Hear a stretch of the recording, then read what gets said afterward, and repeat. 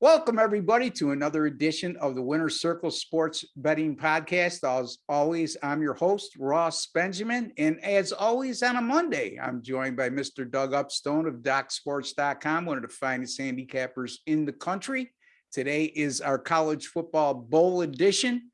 And Doug, it was a crazy weekend between college football bowl games, the NFL, all these couple of cancellations, the COVID problem. Boy, oh boy, just made our job a little more difficult, but you know what? We got through it. No question about it. And happy to say now I only went 2-2 in the bowl games, but I hit my two biggest plays. So ended up with a winning week so far in college football on the bowl games. And then NFL, Ross hit my big play again. Okay, so 12-3 on weekly best bets of the NFL. It has been fantastic. So here we go, ready for more action, and a little bit different though this week. We kind of the calm before the storm in terms of the bowl games. Overall, I mean, there's some good bowl games and some things, but it's not. Once we get past Christmas Day, then things start really picking up. Yeah, starting next Tuesday is when it really starts to ramp up. And we're recording on Monday, December the 20th, folks. So keep that in mind, because the games that we're covering, the bowl games we're going to cover today as part of our free picks, are games to take place next week. So depending on when you view the video, these lines are subject to change. Another quick reminder, folks, if you have not subscribed to our YouTube channel, it's absolutely free to do so.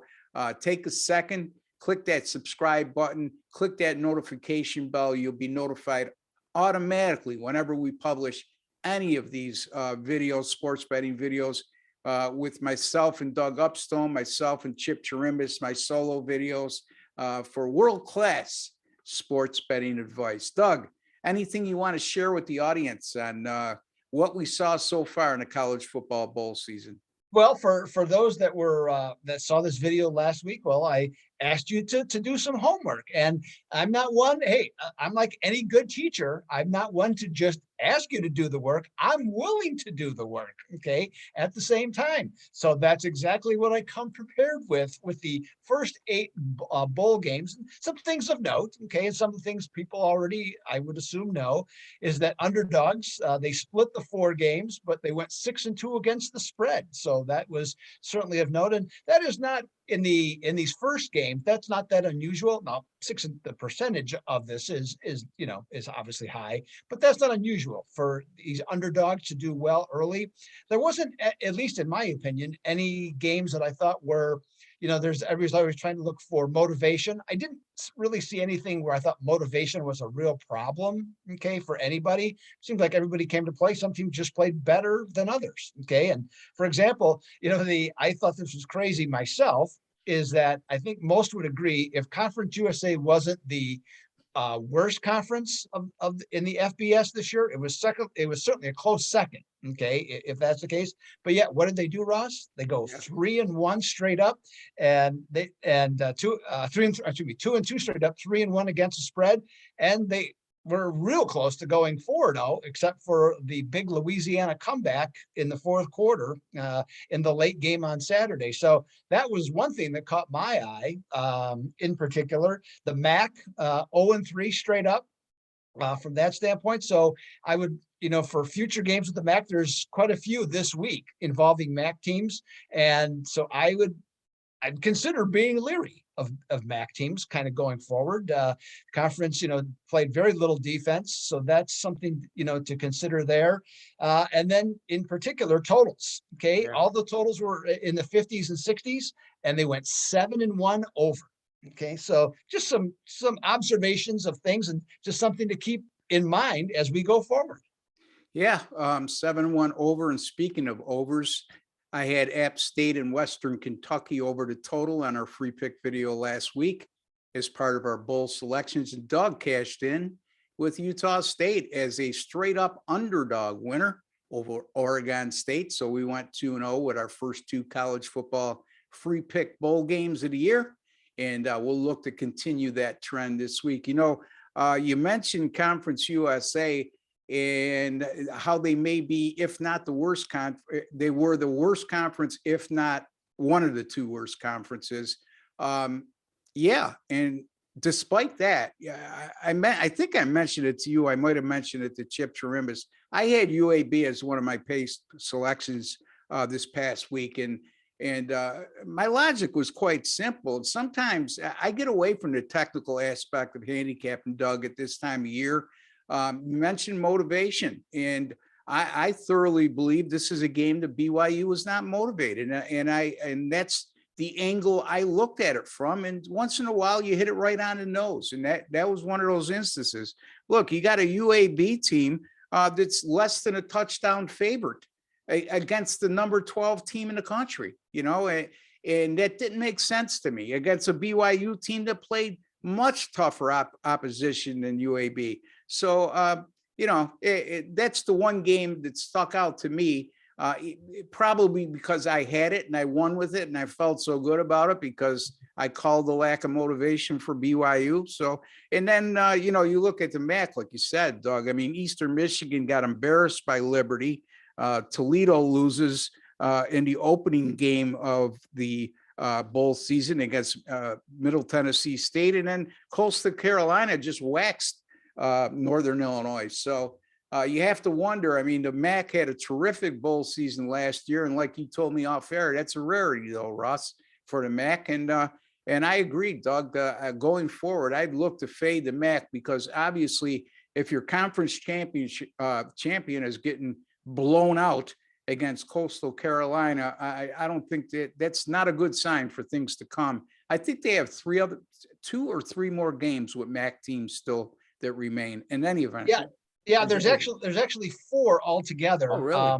Yes, and they're all this next week. There's 2 favorites and 2 underdogs. The one that's I probably stay away from in particular is Western Michigan and Nevada, because Nevada, their quarterback dropped out.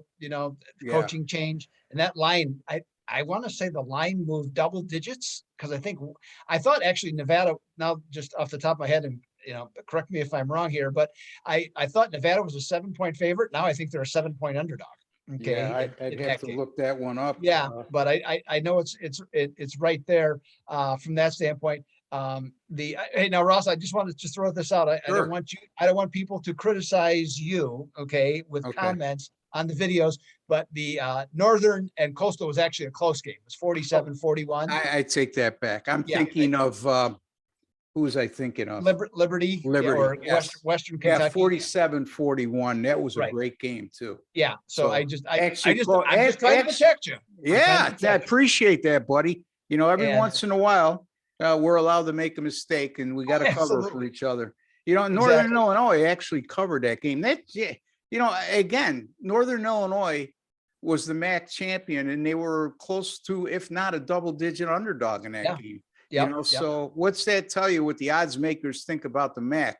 The Kent State does play later next week, I should say. And then Ball State plays Georgia State. And who am I missing? You said Miami of Ohio is playing. I thought they're playing Georgia State, and I forget. Yeah, I forget who Ball State's playing, or no, Miami of Ohio is playing North Texas. That's what. Yeah, Ball State's playing Georgia State. Yep. So. Yep. Yeah. Out of all those, I would say the only one that I would consider using would be Kent State. So I don't know. I mean, it's still early yet for me. Doug, I'm going to say it again. I said it with Chip the other day. I just don't understand in this climate that we live in right now, how handicappers are putting picks out in football 5 and 6 days ahead of time. I mean, it's just such a fluid situation with COVID. College football bowl games, players opting out to protect their draft status. You saw, Doug just alluded to the situation in the Nevada and Western Michigan game. Also, you don't know if a team, now they're away from home, right? They're at a bowl game. They usually travel a week in advance. Who knows how much liberty they're being given? Who knows if there's going to be a COVID outbreak? I'm not trying to err on the side of negativity. but I'm just trying to protect the better out there because some of these guys are releasing things so early, aren't really looking out for your best interest. In my opinion, the old adage in the sports betting industry used to be the earlier you put it out, the earlier the stores open, the more chances you have to sell your product. Well, at the end of the day, the true handicappers, the true professionals, I'm not saying you should put it out 3 or 4 hours ahead of time, but 24 hours to 48 hours in advance is more than enough time to give you to get a pick in. So anyway, Doug, your thoughts on that, and we can get to the free pick. Yeah. I would generally agree with that. There are, I will say that I do have a pick later this week. That I put up, and so that one I really like the pick, and I'll talk about that more at the end of our segment here. But if there's something that you truly believe in, and to Ross's point, and I hope we've both come across this entire football season this way. We're not doing this. I mean, are we doing it to make a living? Yes. But are we doing it to make a quick buck? Absolutely not. Okay. If that were the case, both of us would be putting out plays on every Monday for the NFL and for college football, and neither one of us does that. Okay. Because we're doing the research. We're not just about trying to pick up some money from somebody, and then pretending to be something that we're not. So I agree with that 100%, protect the better, because ultimately the more people win with our selections, the more likely they are to come back, not just because we put a pick out on a Monday, Yeah. And I wanted to just wrap up our little talk about college bowls is that there are still 4 instances, and this I have not really tracked this over the years, and I thought of this last week sometime. Conference champions. Well, the conference champions so far are 3-0 against the spread. Does that mean they're going to continue to be that the case? Not necessarily. I mean, and we have some different bowl games, like bigger bowl games where there's, some matches. Alabama and Cincinnati comes to mind, okay, as one such game. But other ones to consider that are available out there, UTSA from Conference USA, as it turns out. I think that's even tomorrow, if I'm not mistaken. It's on Tuesday. The only thing there, though, they did lose their top running back. He's going to the pros, so that did change the line on that game. But UTSA getting points, that's not the worst thing you could do. There's also Baylor, Michigan, and Utah. Okay, all conference champions. So I'm just throwing it out there. Okay, is if there's a trend that seems to be going forward, might want to at least consider it. Michigan is an underdog. Utah is an underdog. Baylor, help me out. I don't recall on Baylor. And where I was going with this is that conference champions that are underdogs beside. I mean, look at, I just made that mistake on that Northern Illinois game that Doug corrected me on. They were a conference champ and an underdog. So keep an eye on that going forward. Remember, getting back to what I was just saying about putting out picks early, and Doug said, well, I do have one. We all have cardinal rules in terms of how we handicap and how we put out games, but we also have a couple of exceptions to rules as well. Right. There's always that. So never say never, but the cardinal rules usually supersede everything else, but there's always that rare exception where, with no pun intended, there's an exception to the rule. So right. In any event, Doug, what do you got for a free pick for us? Well, I'm going to go, Ross, to a game, the Military Bowl, which will actually be played, I think, about this time next Monday. Okay, I right around it in there, as I recall. And Boston College is playing Eastern Carolina. So in this one, East Carolina got off to an 0-2 start, but they closed the season, Ross, 7-3 straight up. Okay, and with each of their losses to other bowl participants. In those games, among those 3 losses, and those 3 losses, they also went 2-1 against the spread. Now, what changed for them? Well, their running game came around. Okay, Eastern Carolina already had a nice passing offense. But now with the running game, okay, made the pass offense that much more effective. They had far better balance. And their defense, though certainly not great, one of the things that they do really well is create negative plays. And so I think that's an advantage. They got some good quickness, especially in their front seven or defensive front seven. So they're very aggressive. In fact, when they played Cincinnati, and they actually in the first quarter plus, okay, they kind of had Cincinnati a little off kilter. Then Cincinnati did find out that their pass defense could be had. And so from that standpoint, they got back at, but East Carolina easily could have covered that game against Cincinnati. They just failed to do so. Now, Boston College, they lost their quarterback, Phil Jurkovec, and early in the season, they kind of got through it for a few games, but then things went the other way and they lost a bunch of games in a row. Now he came back late in the season, but I don't know if you watched any of their games, Ross, but he seemed really skittish. Okay, the rest of the year when he came back, didn't look like he was as confident as a player. Maybe the break will help him. Okay, kind of getting away, from it and everything else, to where getting around knocked around the pocket was a problem. But in this one, ECU, the Pirates, they have the better offense. I think generally speaking, in terms of, I'm not saying they have the better defense, but they certainly can make more negative plays. So I have no problem, Ross, taking the ECU Pirates to steal one against Boston College. And this one, not take it. Plus three is the number. It's up from +1. So there's some extra added value there. And I would not be at all surprised if they win this one outright. And I agree with you, and I wouldn't be surprised as well, but I would suggest take those points, folks. Don't get greedy. Anytime you see a Power 5 conference school playing in a bowl game against a team from a non-Power 5 conference, meaning East Carolina, even though East Carolina plays in a very good conference, the American, who's arguably the sixth best conference in the country. And you see just this point spread of 3, my antennas go up, and you're not looking at a Texas San Antonio that went 12-1, a UL Lafayette that went 12-1. You're looking at an East Carolina team. What did they go, Doug? 7-5 or 6-6? Didn't they? 7-5 for the season. Correct. 7-5 for the season. However, again, another bold tip. Take a look at these teams that finished the regular season strong. And I'm not talking about Power 5 conference teams. I'm talking about teams like East Carolina that they got off to a slow start. They finished strong. And now they got an opportunity against a Power 5 conference school in a bowl game. That's motivation, folks. Now, again, Boston College might come out and play a terrific game.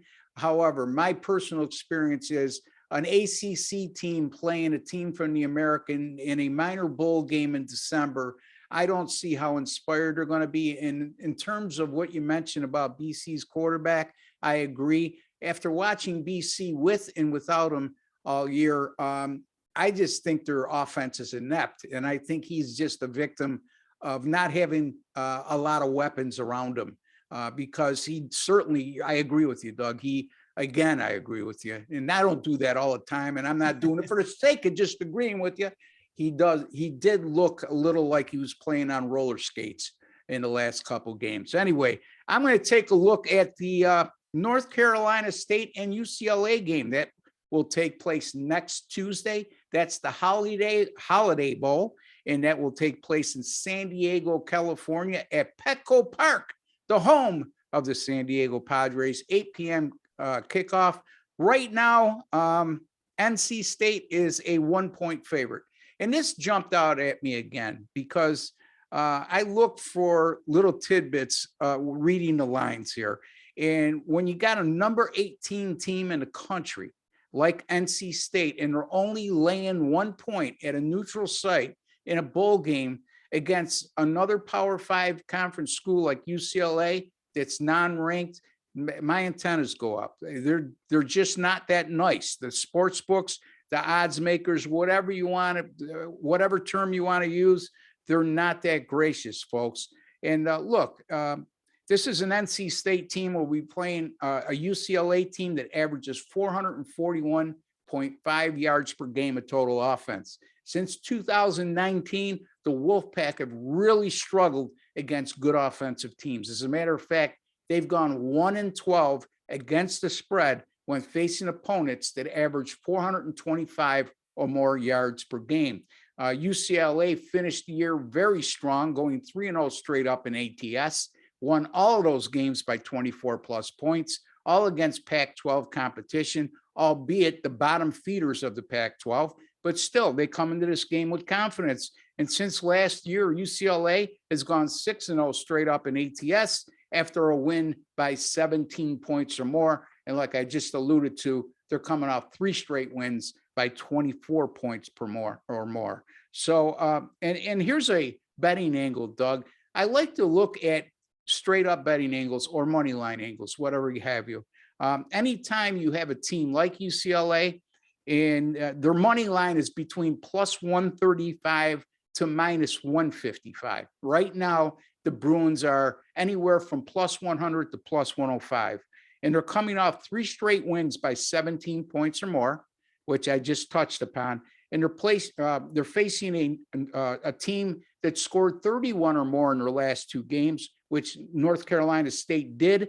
They finished the year with a 41-17 win against Syracuse and a 34-30 win against North Carolina. Those teams, like UCLA, have gone 27-6 straight up since 1992.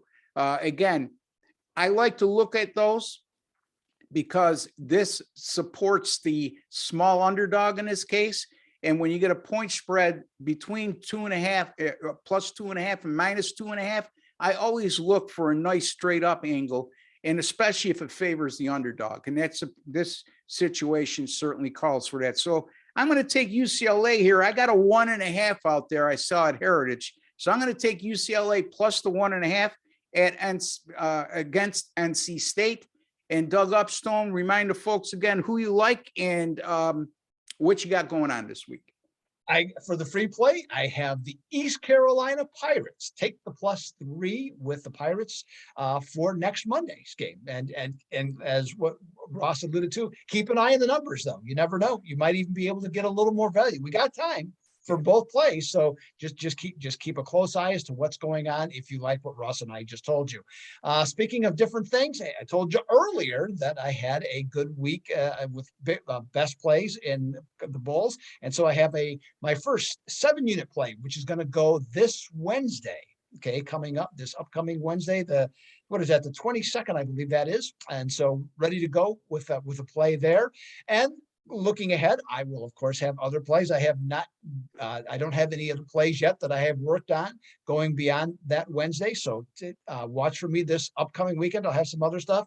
And in the NFL, Russ, even though I missed on the Atlanta Falcons, who were inside the 5-yard line twice against San Francisco and got no points, disappointing for free picks. Still, I was very close to getting that one right. They just didn't score. It was position 2. So, but I did hit my big play, okay, which was on, I think somebody likes a team from Buffalo. Let's see here. It was you. Oh yeah, that's right. So I had the Bills. When I gave it out, it was 10.5. It went up to 14.5. I was a little more nervous when I saw 14.5, especially with the number of buys I had on Sunday, but still got it done. So the Bills came through for me. All good with that. 12-3 in best bets this season, weekly best bets in the NFL. So good stuff. So hope to dial it up yet again here as we roll into the Christmas holiday weekend, Ross. Yeah, it sounds awfully impressive to me. Yeah, Buffalo, big game coming up next week, Doug, at New England. All of a sudden, everybody was lambasting the Bills. New England loses, Buffalo wins, and they're 1 game out of first place. And if they beat New England, they control their own destiny. And their last 2 games are at home against Atlanta and the Jets. Big game on Sunday. Yeah, needless to say. I did pretty good as well. Saturday, I went 5-3 overall. Sunday, 2-1 in the NFL. I didn't put out a lot on Sunday. There was only 10 games to choose from. I wasn't going to force feed you guys anything. I had a loser on the Miami Dolphins -9 and a win by 7 against the Jets. But I had the Baltimore Ravens +7 as my 10-star top play. God bless John Harbaugh, who continues to I scratched my head, I should say, it is when he goes for two. I mean, the week before he goes for two, down 9 with 5 minutes to go. And this week he was in a position to tie the game with a minute something left, and he went for two.